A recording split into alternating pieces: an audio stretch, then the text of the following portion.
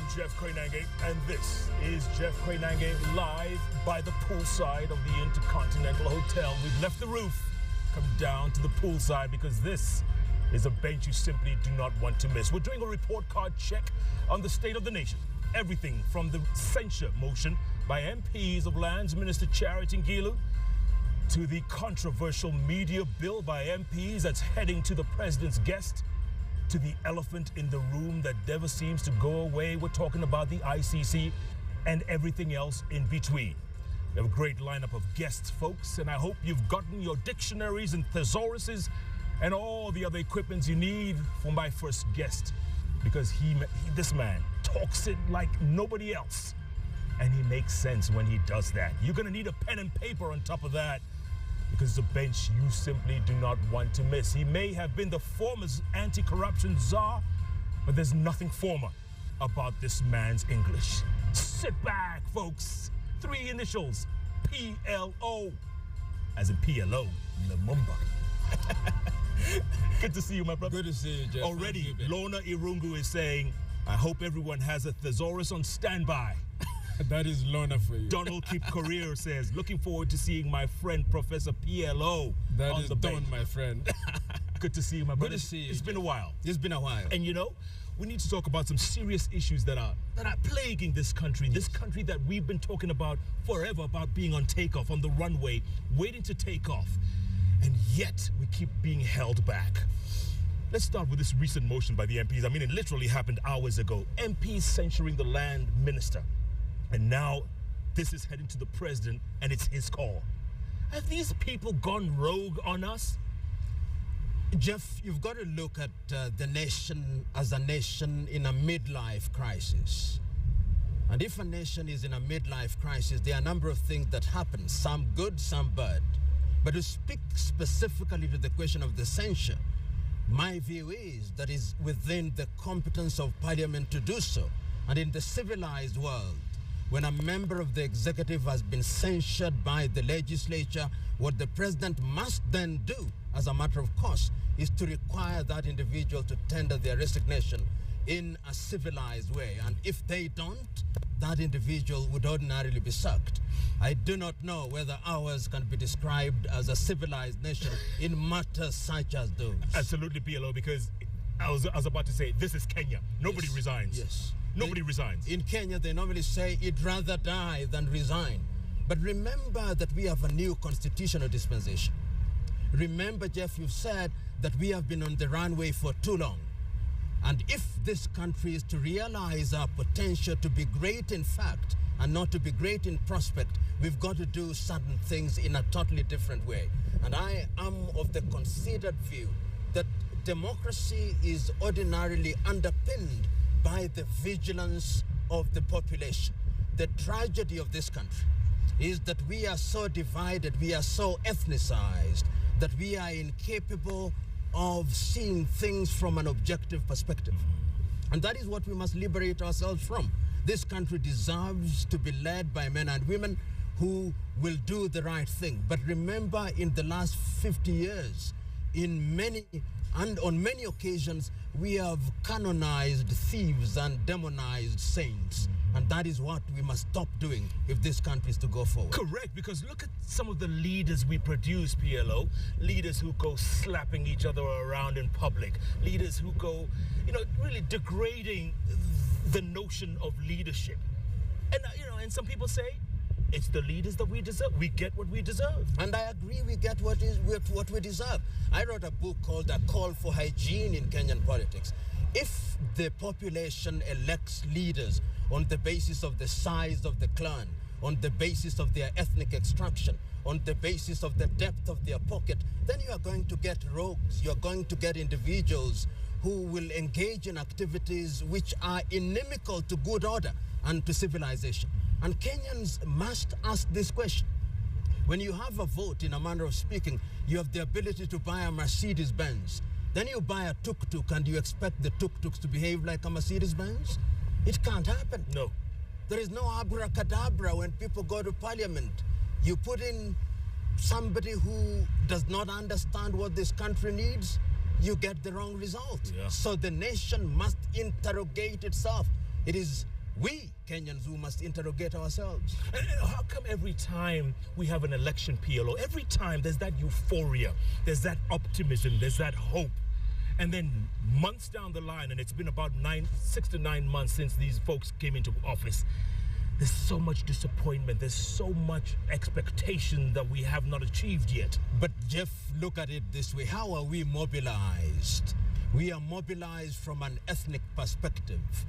The Luhya are organized as Luhyas, the Luos as Luos, the Kikuyus as Kikuyus, the Kambas as Kambas, so that the leaders look at the population and their tribes as collateral which they bring to the political mortgage market.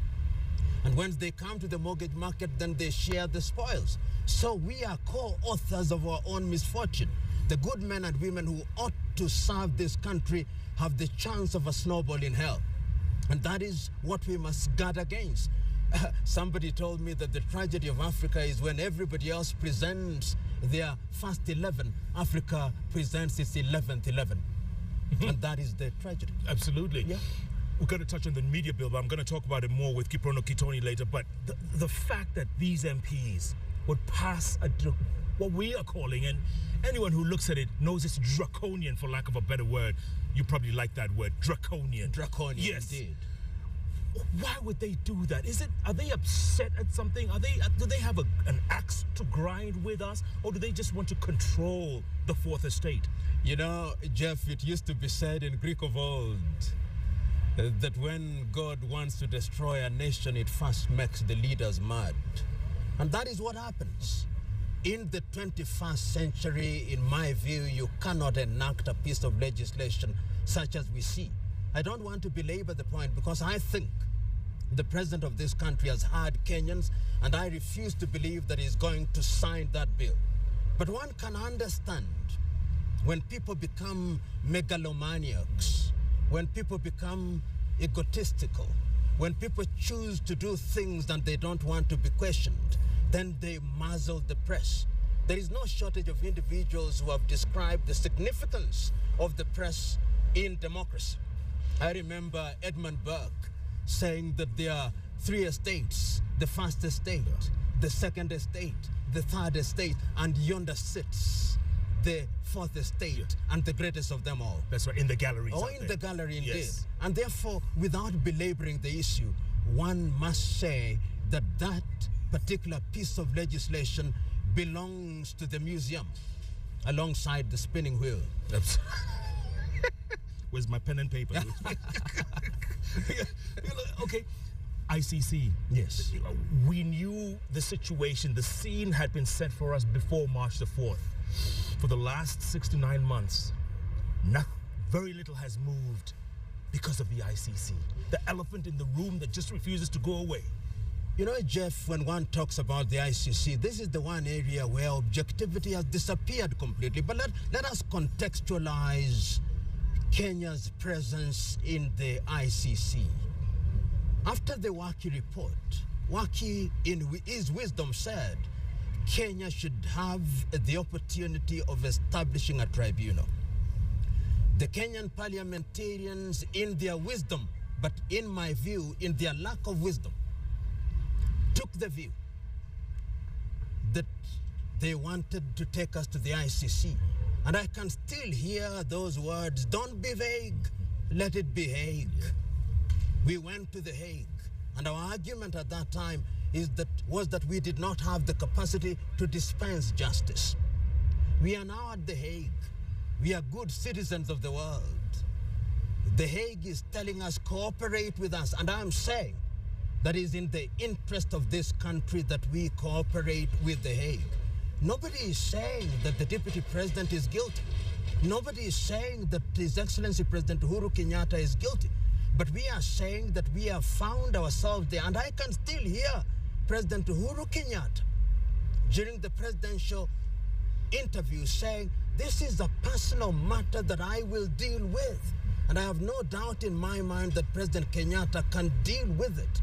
He has a team of good lawyers. I believe that Deputy President Ruto has a team of good lawyers. And the sooner this matter is brought to closure, the better. Yeah. I do not know the wisdom that governs the individuals who want the matter to be deferred. But if you defer it, you are only postponing the thing for 1 year. And I can understand the need for President Kenyatta to concentrate in governing this country. But I am also of the considered view that the sooner this matter is dealt with and concluded, the safer we are, so that President Kenyatta and Deputy President Ruto can have the opportunity to serve this country without distraction. We do not want to say it, but there is a sense in which we can see that certain things that ought to be happening are not happening. Yeah. We have not had ambassadors appointed in very important posts for the last 6 months. We have not had certain parastatals dealt with. I know there are proposals for reform because these two individuals whom we have entrusted with the task of leading our country are facing monumental charges, and one can understand they are only human. But let us be honest as a nation, that as we speak now, we are members of the Statute of Rome, and it is incumbent upon us to behave as if we are members. And what do you tell President Kenyatta's colleagues in the region, PLO, who tell him, you know what, stand your ground? These people have to know who we are. This ICC is anti-African. You will not go to The Hague as long as we're here. I hold the view that the individuals who are telling President Kenyatta that are not telling President Kenyatta the truth. I hold the view that there is a way in which we can engage the international community, the international community. We can engage the ICC.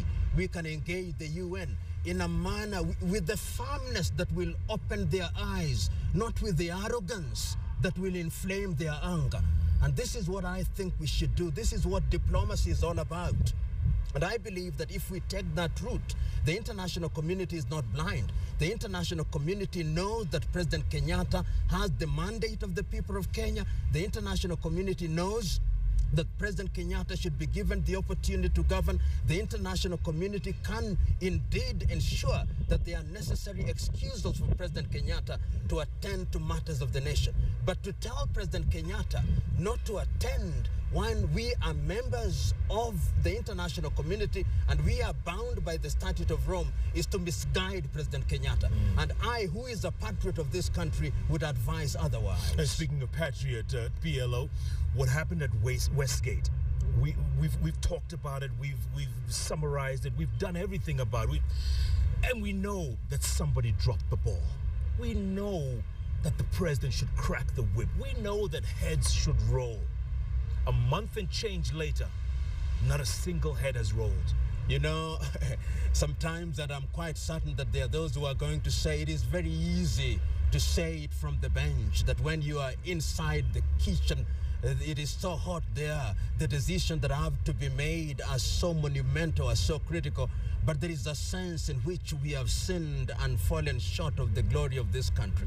I remember at one time, Ali Hassan Mwinyi, who was then not a president but a minister in charge of prison, resigned on the ground only that there had been an escape from prison. He said that he was taking moral responsibility. I remember at one time a minister in charge of transport in India resigned on the ground only that there had been a train crash. Yeah. It would appear that in this, my beloved Kenya, to resign is to commit suicide. To take political responsibility is to commit suicide. Yeah. And I hold the view that we should do that which is good and right. There is no shortage of good Kenyans who can serve this country well. And I'm not saying that those who were in different positions during the Westgate made a mistake. Remember that the terrorist only has to get it right once. And remember that it's not possible to have 100% security. But the truth is, head should have rolled. Absolutely. Absolutely. Yes. We keep talking about this, PLO. When did the rain start beating us? And I see a couple of drops coming down. Oh, indeed. I hope it will not disrupt us. Correct. When did that rain start beating us, PLO?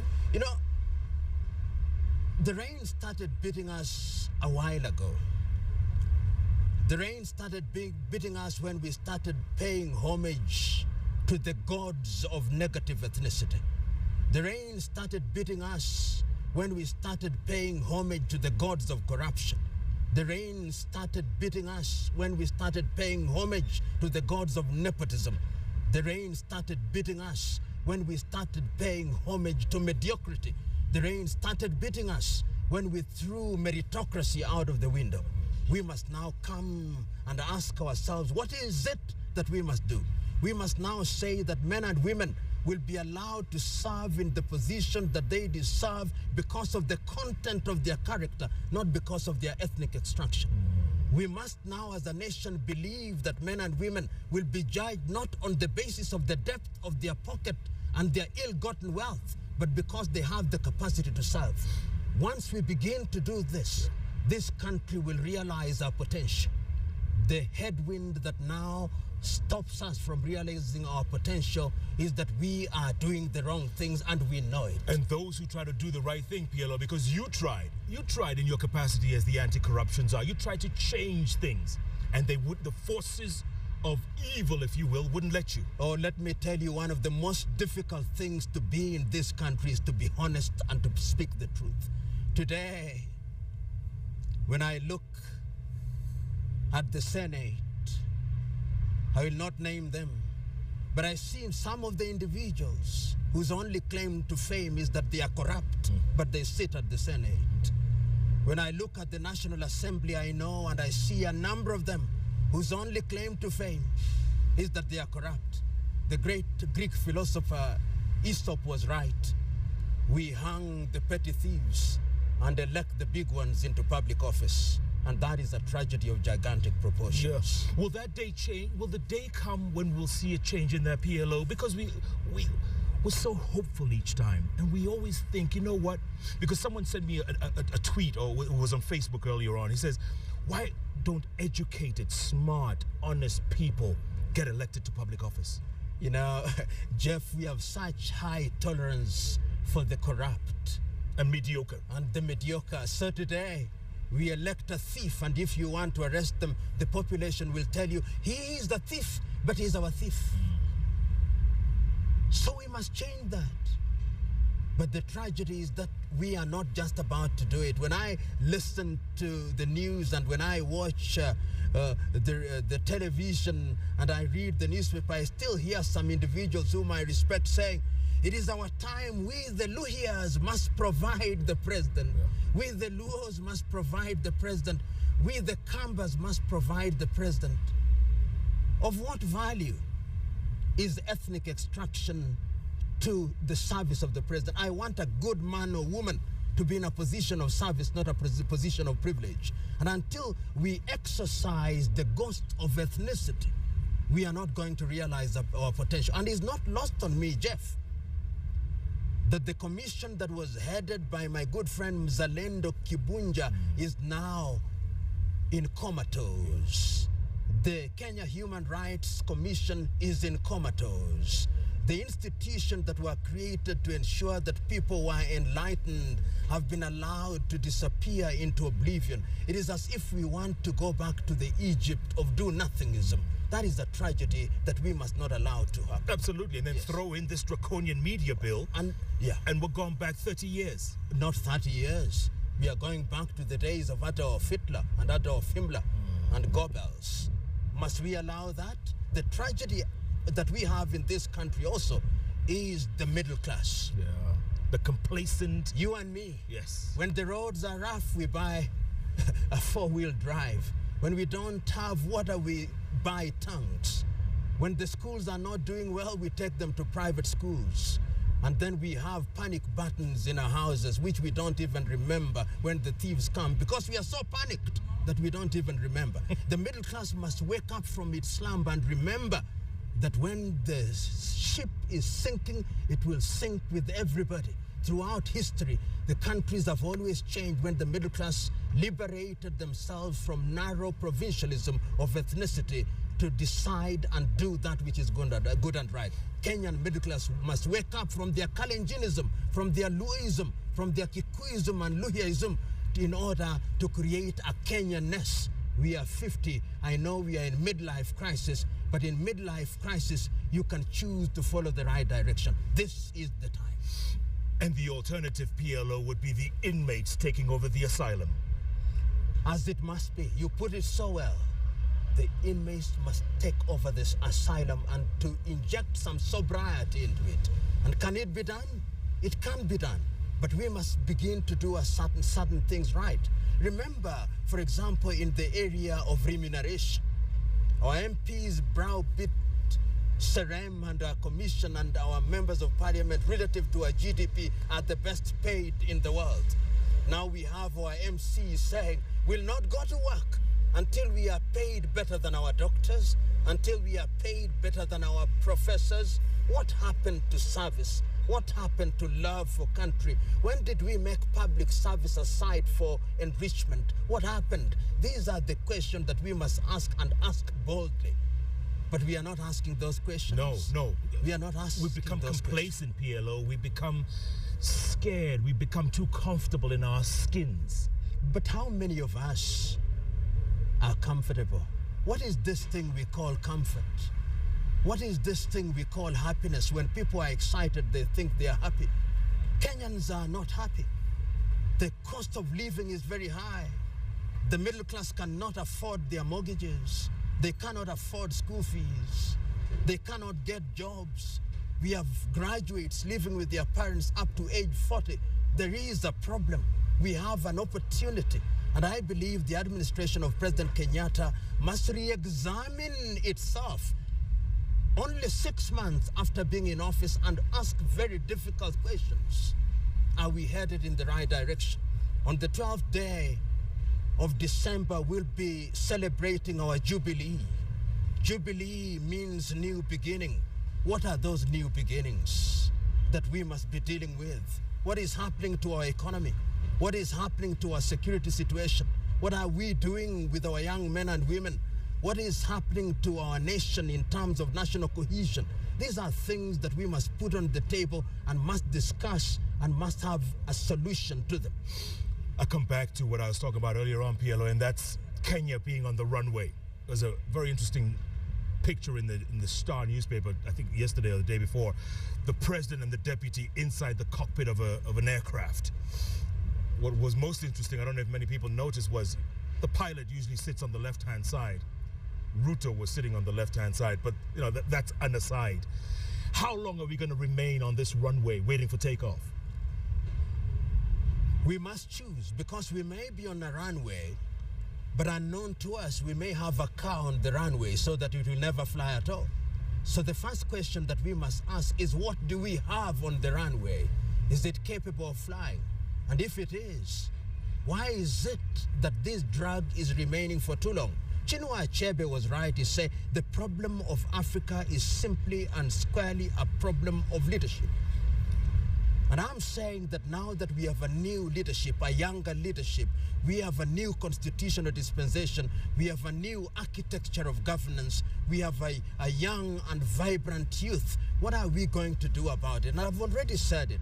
Our problem is, among other things, negative ethnicity. The other problem is corruption. The other one is nepotism. The other one is wastefulness. We have one of the largest parliaments in this part of the world. We have a Senate, which I debate whether it should exist. I know this will not make certain people happy. But recently, the Northern Islanders were asking the question, do we need a Senate in Norway? These are things that we must begin to debate so that we bring the public wage bill down. In other words, these are not the times when we must say things to please people. We must say certain things that are good and right so that they are examined in order to make this plane fly. But PLO, sometimes when you ask the youth who they want to be like when they grow up, they'll tell you, I want to be like Sonko. Yes. I want to be like Kabogo. I want to be like Joho. You know, those are the leaders they want to be like. I have no problem with the individuals that you've mentioned. I don't know them very well. But what I know is that until the day we introduce hygiene in Kenyan politics, until the day that we have voters who are going to elect people on the basis of the agenda that they are going to undertake, until the day that we remove dirty money from politics, and as I said earlier, until the day that men are judged not by the depth of their pockets, then we are never going to have good leaders. Corazon Aquino of Philippines once said that until the day the electorate is capable of discerning that which is good and right, democracy is nothing but a conspiracy of fools. Kenya must choose whether they want to be bribed to vote or whether they want to vote men and women who will do good and right. Absolutely. For the moment, good men have the chance of a snowball in hell. And then there's an old saying, PLO, I'm sure you know this, evil prospers when good men do nothing. Oh, yeah. Let's go a tweet. Kevin Kimother says, PLO is a realist. Besides being an old boy at Pumwani, he is my role model.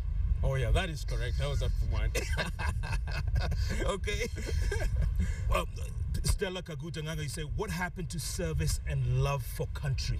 Indeed, Stella is so right. What happened? In India, Mahatma Gandhi is the father of the nation. He never held any public office. Martin Luther King never held any public office. Mother Teresa of Calcutta never held any public office. In this country, we kill and die in order to occupy public office, in order to have sirens and outriders and other privileges. Is all vanity of vanities, King Solomon says in the book of Ecclesiastes. I love it. Ladama Olekina says, no one cares about service. We are all too greedy to think about issues. We are all thieves. And when given a chance, we kill. Ladama is so right. We have all sinned and fallen short of the glory of this country and of God. Dan Brousson, could it be that even our Senate and Parliament are in comatose? Sometimes even in comatose, limbs move. It's quite possible. Mohammed Weliye, he says, Venezuela recently appointed a minister for happiness. Government of Kenya should appoint PLO as our minister of happiness. In Bhutan, they have what they call the gross national happiness index. So that beyond the GDP and the per capita income, we've got to go to Korokosho and Mukuruka Njenga and Mukuruka Yaba and in the different parts of this country and ask them, are you happy when your members of parliament are the best paid in the world and you cannot afford food? When your MCAs are demanding that they be paid $250,000 and our teachers are paid a paltry 40,000 Kenya shilling? We must ask these questions. We must ask this question. And yet, a mere dozen years ago, when Kibaki came into office, Kenyans were voted the most optimistic people on the planet. Oh, how I long that those days could be relieved, and how I long that we as a country could have something that we call Kenya that we truly want to protect in our hearts and minds. One more. Kodida says, we are steadily moving into a nothingness state. You know, sometimes I don't want to be too pessimistic because sometimes when I travel to different parts of Africa and I come back at the Jomo Kenyatta International Airport, I said, oh God, we are bad, but not so bad. Yeah. So there is something that we can do in this country. We have the ingredients, but it's like having flour for making chapati and water on the side. You've got to knead the dough and make the chapati. The choice is ours. We have a fire in this country, but we must decide what should we use to put off the fire. Is it oil or water? For the moment, I think we are using oil. More oil than water. And we must make that choice. Bottom line, PLO, is there hope? Yeah, there is hope. You know, I'm also very spiritual as I grow older. Paul says that 3 things remained: love, faith, and hope. We cannot afford the luxury of hopelessness. In this region, despite the things that we are saying, we are still the natural leaders. And I have no doubt in my mind that if we put the ingredients right, we will be the natural leaders. But we must make the right choices. One of the right choices is that we must allow Tanzania to be a part of East African community. One of the right choices is that one must not tell us to close our oil refinery in Mombasa to have one built in Uganda. One of the right choices is that we must make people participate. One of the right choices is that we must create employment for young men and women. One of the right choices is that we must exercise the ghost of ethnicity. One of the right choices is that everybody must feel that they have a sense of belongingness in this government. And I have to be very blunt in this way.